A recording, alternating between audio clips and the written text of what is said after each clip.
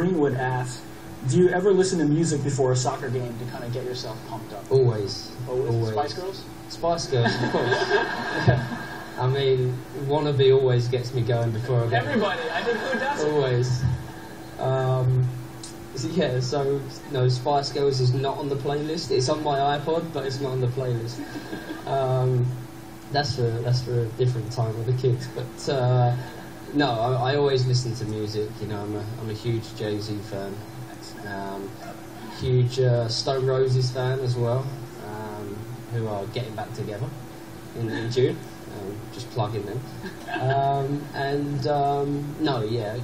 different clubs it's strange. Before games, we always listen to music, but there's certain managers at certain clubs that don't like music before a game in the change room, which in the end most players end up listening. With their headsets. Yeah.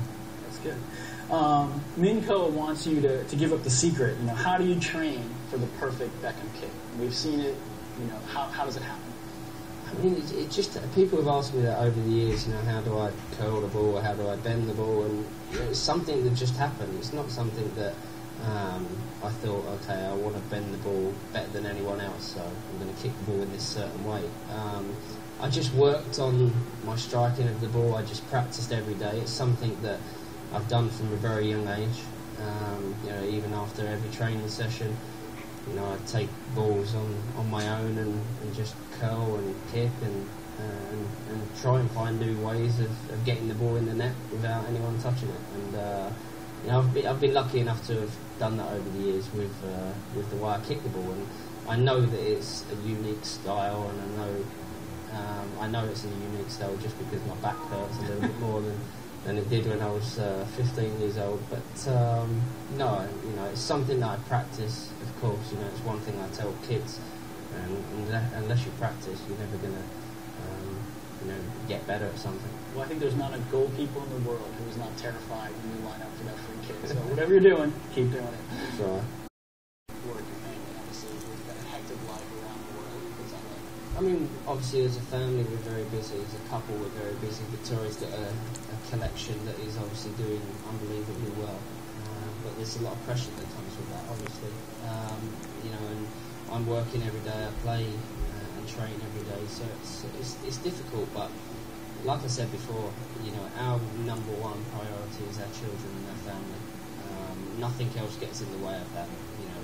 When I'm away, Victoria's at home with the boys, and Harper when she's away, vice versa. So, we're very hands-on parents. I take the kids to school every day, pick them up every day. We go taekwondo, we go soccer, there's so many things that we do with the kids. And like I said, we're very hands-on parents, so our busy lives don't affect the children in any way. But the children understand that we work very hard as well. So we've got a very good balance there. It's amazing to see people as busy and hectic as you and Victoria can still take your kids to taekwondo and get hands on it. I mean, it sets the kids up for life, I think, the way you are with them at a very young age. And, we've got very special kids. You earlier were talking about, obviously, the travel with the Galaxy. You've lived in Italy, Spain, UK. Carolina Ramos asks, where is your favorite place in the world? Favorite place in the world? I would have to say, funnily enough, I love Paris as a city, funnily enough. And they was obviously one of the offers that I got to go and play there. So, but I love Paris as a city. It's very romantic. It's amazing culture, amazing food and wine. I'm very proud to be English, and London. There's not many better place in the world than London. Very good. I'm sure our London viewers are very happy to hear that. I hope so. Sorry, I need to move. Obviously, I was part of Armani campaign for a couple of years, and that was a huge success. And then, I was interested in doing something along the lines with my own range of underwear and bodywear.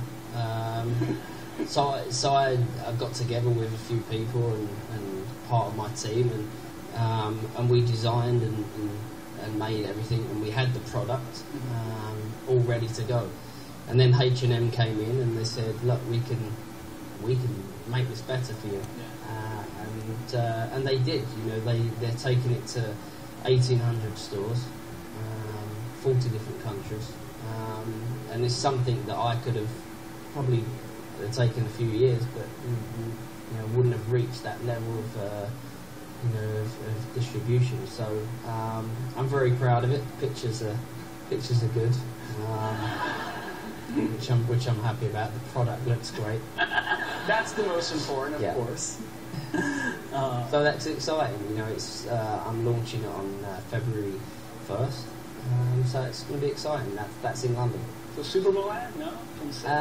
There's a Super Bowl ad, which is very exciting because you know the amount of people that watch the Super Bowl actually is going to see the advert.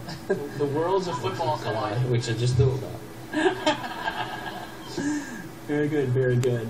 A couple more questions on the personal side. Imtiaz Ijaz is wondering, are you considering starring in a film with Tom Cruise? I'd love to star in a film with Tom Cruise. Who wouldn't? You know, people have asked me over the years, especially when I first moved to LA. They was like, oh, he's obviously going over to, you know, become an actor. And I can't act. Simple as that. You know, it's something that I've never done. I've been involved with obviously adverts and different. You know, I was involved in a couple of movies that were about soccer, but you know, not major parts, not much talking involved. So that was great. But who knows? Something might happen in the future that someone comes up to me and says, you know, we want you to play this person, and you know, and maybe it will happen, but I don't think so. It's not something. It's not an ambition of mine. So you heard it here first. Something might happen in the future. Exactly. You know, never say never. Never say never. Because you guys are neighbors, right? You live. Yeah, we live 5 minutes away. 5 minutes away, so you know, no banter around. You know, the recycling. I mean, there's banter, but not banter that I could say live on Google. Gotcha. Very